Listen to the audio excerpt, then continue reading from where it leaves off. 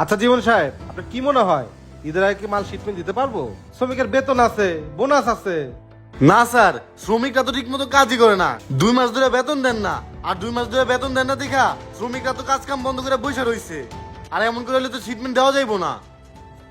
শুনেন, শ্রমিক জাত হচ্ছে বান্দরের জাত, ওদের যতক্ষণ লাথ খাইবেন ততক্ষণ কাজ করবে।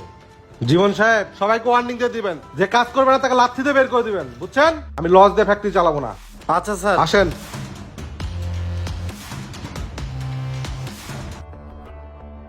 ওই সোহাগ, হ্যাঁ ভাই।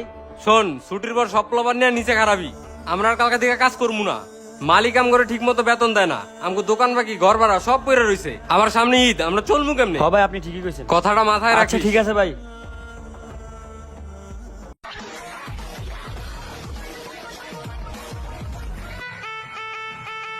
স্যার, আপনারা কার কাছে যাবেন? আমরা এমডি সাহেবের কাছে যাবো, গিয়া বলেন মুন্না নামে 2টা লোক আসছে। যা। আচ্ছা স্যার, আপনারা একটু দাঁড়ান, আমি স্যারকে ফোন দিয়ে দেখি।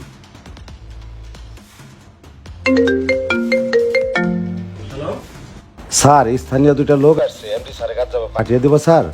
ও আচ্ছা আচ্ছা, ওনাদেরকে ভিতরে আসতে দাও। Okay sir. আচ্ছা ঠিক আছে। স্যার, আপনারা ভিতরে ঠিক যান। আছে।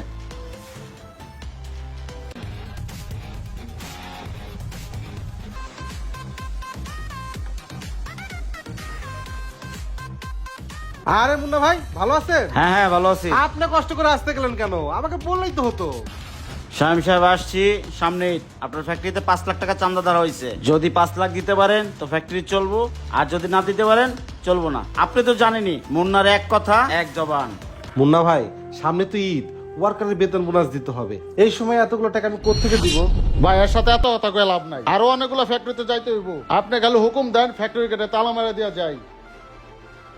কি করব, তালা লাগিয়ে দিয়ে যাবো? আচ্ছা ঠিক আছে ভাই, এত উত্তেজিত হওয়ার দরকার নাই। দাঁড়ান ভাই, এনেন, এখানে 1,03,000 টাকা আছে, বাকিটা চান্দাতে পাঠিয়ে দিন, টেনশন করেন না। আলমগীর, টাকাটা ধর। দেখছেন ভাই, সোজা আঙুলে ঘি ওঠে না, এই জন্যই আঙুল বাঁকা করতে হয়। আচ্ছা চলেন ভাই, চলেন ভাই, চলেন।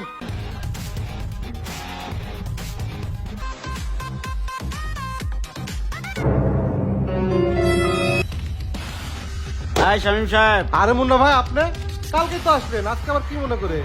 শোনেন শামিম সাহেব, আমার ক্ষমতা সম্পর্কে তো আপনার ধারণা আছে।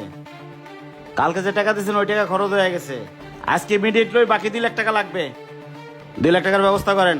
আয়, তোরা শ্রমিক সব বের করে দিয়া গেটে তালা লাগিয়ে দেয়া, যা। আচ্ছা ভাই। হ্যাঁ ভাই, এই দাঁড়ান দাঁড়ান, শুনেন, বাংলাদেশের 1 নম্বর শিল্প হচ্ছে পোশাক শিল্প, আর আপনাদের ক্ষমতার জোরে সেটাও আজকে বন্ধের পথে। বাকি 2 লাখ টাকার জন্য আসছেন তো? দাঁড়ান, এই নেন 2 লাখ টাকা। এটা হচ্ছে হারামের টাকা, কাজ করে খান না তো, তাই টাকার মর্ম বুঝেন না। একটা গার্মেন্টস শ্রমিককে যা জিজ্ঞাসা করবেন, সে সারা মাস চাকরি করে কয় টাকা বেতন পায়, কিভাবে সংসার চালায়, তাদেরও তো ফ্যামিলি। আসছেন, 7% টাকা নিয়ে চলে গেলেন। আপনারা তো ভিক্ষুকের থেকেও ঠিকই বলছে, আমরা ভিক্ষু করতেও অদম। আলমগীর, টাকাটা দে তো। এই যে আপনি কালকে 3 লাখ টাকা দিচ্ছেন, এই সেই টাকা। আপনি যে খুব বড় বড় গলায় শ্রমিক শ্রমিক করলেন, আপনি কি আপনার শ্রমিকের বেতন ঠিক মতো দেন?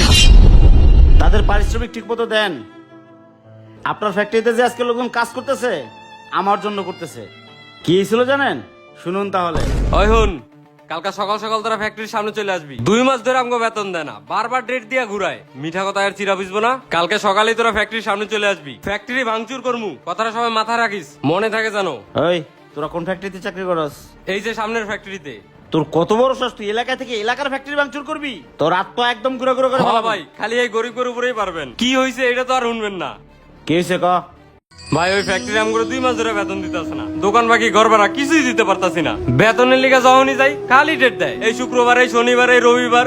কি করবো কন ভাই? তাই বাধ্য হয়ে এই কথাটা কইছি। আয় আলমগীর, ওই ফ্যাক্টরির মালিক কেডা? শামিম সাহেব। ওনার একটা ব্যবস্থা করতে হইব। শোন, তোরা কাল ফ্যাক্টরিতে কাজ করিস, তোদের বেতনের ব্যবস্থা আমি করব। ঠিক আছে ভাই। মনে থাকবে? আয় আলমগীর, চলো। আসসালামু আলাইকুম। ওয়ালাইকুম সালাম। আচ্ছা চল, ভাই তো কইছে বেতনের ব্যবস্থা করে দিব। সবাই লন। সবই তো শুনলেন। আজকে আমি টাকা চাইতে না চাইতে আপনি আবার 5 লাখ টাকা দিয়ে দিলেন। কি জানের ভয়ে? আরে একবার ওদের কথা চিন্তা করছেন? ওদেরও তো জানের ভয়, ওরা তো বেতন দিয়ে চলে সারা মাস। এই টাকা দিয়ে দোকান বাকি দিতে হয়, ঘর ভাড়া দিতে হয়। আপনি তো আর ওদের বেতন দেন না, ওদেরকে বের করে দেওয়ার প্ল্যানিং করছেন। আপনার তো অসুবিধা না, আপনি এসি রুমে বসে আছেন, বাসায় ভালো মন্দ বাজার করছেন। একবার কি খোঁজ দিয়েছেন আপনার ওয়ার্কার কি খায়, ওরা কিভাবে চলে? সে চিন্তা নেই। খুব তো বড় বড় করে বলেন বাংলাদেশের 1 নম্বর শিল্প পোশাক শিল্প। ভাই, রাগের কথা না, একমাত্র ওদের কথা চিন্তা করে আমি এখানে আসছি। একটা কথা মনে রাখবেন, সবসময় শ্রমিকের ঘাম শুকানোর আগে তাদের ন্যায্য মূল্য পরিশোধ করবেন। আমি আপনাকে ভুল বুঝছি, আপনার কারণে আজকে আমার ফ্যাক্টরিটা চলতেছে, মালটা শিপমেন্ট দিতে পারবো। ভাই আমি আমার ভুলটা বুঝতে পারছি, এখন থেকে খাই না খাই শ্রমিকের বেতন আমি ক্লিয়ার করে দেবো ভাই। ওকে ভাই, ভালো থাকবেন। থ্যাংক ইউ ভাই। এই আলমগীর, চলো। এই ভিডিওটি বানানোর একটি উদ্দেশ্য, সামনে ঈদ, সব শ্রমিকরাই তাকিয়ে আছে এই একটি বেতনের আশায়, একটি বোনাসের আশায়। তাই আসুন আমরা প্রত্যেকটা শ্রমিকের বেতন বোনাস পরিশোধ করে ঈদের আনন্দটাকে সবাই মিলে ভাগাভাগি করে নেই। ভিডিও ভালো লাগলে লাইক কমেন্ট সাথে পাশে থাকবেন। ধন্যবাদ।